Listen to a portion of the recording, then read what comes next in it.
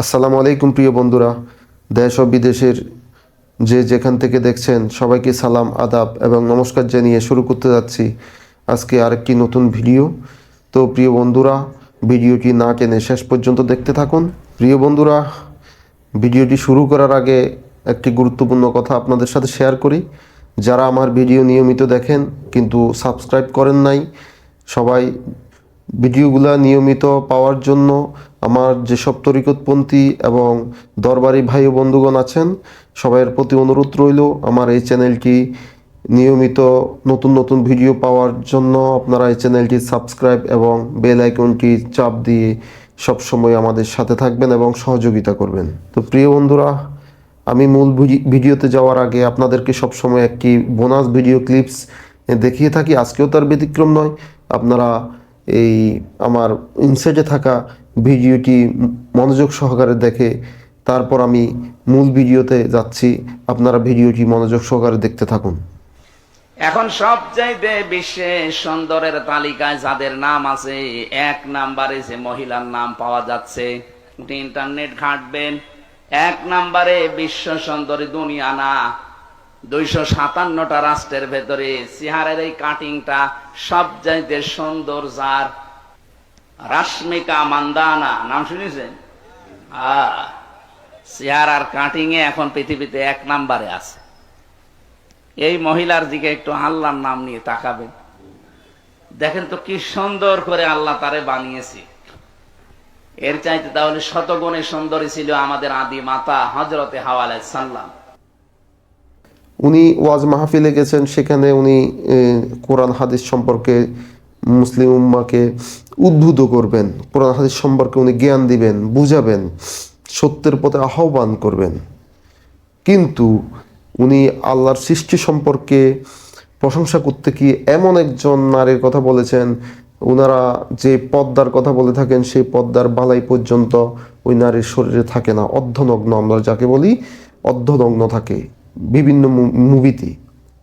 এখন আসেন, যে হুজুর এই রাশ্মিকা মান্দানা মতো একজন অর্ধনগ্ন মহিলার ফ্যান হয়ে যেতে পারে, ভক্ত হয়ে যেতে পারে, নিয়মিত নিশ্চয় ওই রাশ্মিকা মান্দানার ভিডিওগুলো দেখে থাকে উনি, এটা তো অস্বীকার করার কোনো জো নাই। দেখেই তো উনি ভক্ত হয়েছেন, দেখা ছাড়া তো উনি ভক্ত হয় নাই। তাহলে যে হুজুর হিন্দি মুভি দেখতে পারেন, হিন্দি একজন অর্ধনগ্ন মহিলার ভিডিও ক্লিপস দেখতে পারেন, সেই হুজুর নিশ্চয় ইংলিশ মুভিও দেখেন। যে হুজুর ইংলিশ মুভি দেখতে পারেন সেই হুজুর নিশ্চয় ফর্ন মুভিও দেখেন। এটা লজিক। আপনি ওনার চেহারায় দেখবেন চোখের নিচে নির্গুম থাকার যে একটা ছাপ বোঝা যায় ওনার ফেসের ভিতর। এটা ভাববেন না যে উনি তাহাজ্জুদ পড়তে পড়তে ওনার ফেসে এরকম চোখ ফুলে গেছে বা চোখ লাল হয়ে গেছে। উনি তাহাজ্জুদ পড়ে না, সারা রাত ফর্ন মুভি দেখে, এটা উপর আল্লাহই ভালো জানে।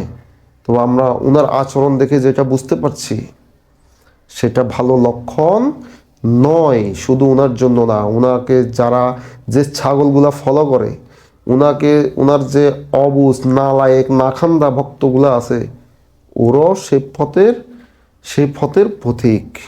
ওনাদের একজন বক্তা ফরাইজি হুজুর একটা মাহফিলে তাহির সম্পর্কে সমালোচনা করতে গিয়ে বলেছেন, যে হুজুর হিন্দির গানের বাংলা ডাবিং করে গায়, হাস্যকর বা কমেডি বিভিন্ন ফানি গানগুলা, ওই দয়াল তো লাইগারে বা এই ধরনের আরো অনেকগুলা গান আছে যেগুলা হিন্দি থেকে ডাবিং করা, তাহলে উনি সমালোচনা করতে গিয়ে বলেছেন, এই হুজুর তো ওই গান দেখা ছাড়া এমনি এমনি গায় না, ওই গান নিশ্চয় দেখেছে।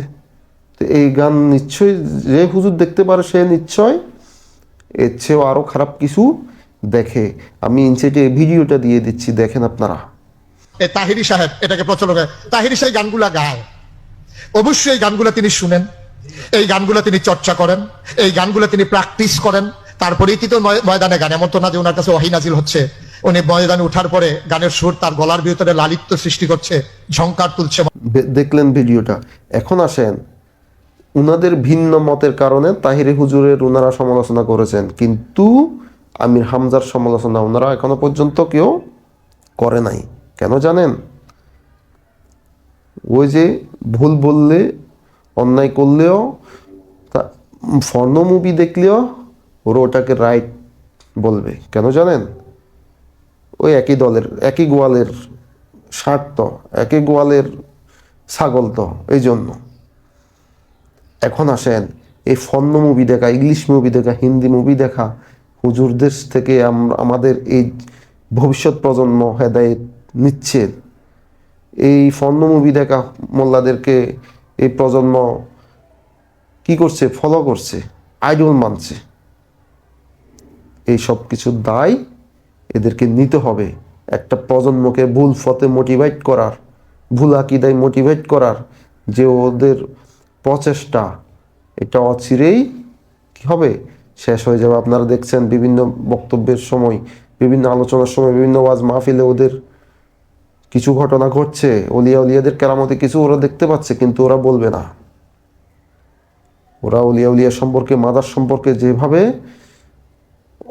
অন্যায়, যেভাবে হাস্যরস করে, যেভাবে কমেডি করে, হেনস্থা, লাঞ্ছিত, মস্করা করে থাকে আমাদের অলিয়া উলিয়ার বিরুদ্ধে, তার ফলাফল, রেজাল্ট অলরেডি ওরা পাচ্ছে। আমির হামজা, বিশেষ করে আমির হামজা পাচ্ছে। ও নিজে স্বীকার করছে, আমি এখন মানসিকভাবে সুস্থ না। কিন্তু ওই যে তার অন্ধ কিছু ছাগল ভক্ত আছে, সে ফর্ণ মুভি প্রশংসা করলে সেটাও তারা কি কোরআন হাদিসের বাণী মনে করে তারা আমল করবে, শুনে নিবি।